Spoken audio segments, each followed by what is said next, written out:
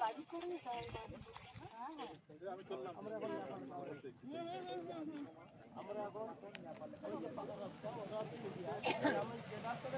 নেপাল সীমান্তে রাজু দাঁড়িয়ে আছে, হাবিব ভাই দাঁড়িয়ে আছে। আমরা কোথায় আছি?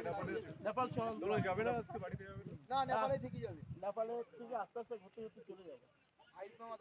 ওই নিচে ওইগুলো কাদের বাড়ি? এর সব নেপাল। কোথায় আছে বলো তো? আমরা এখনো নেপাল শিবারা ভিউ পয়েন্ট। আমরা শিবারা ভিউ পয়েন্টে আছি। ওই যে আমরা নেপাল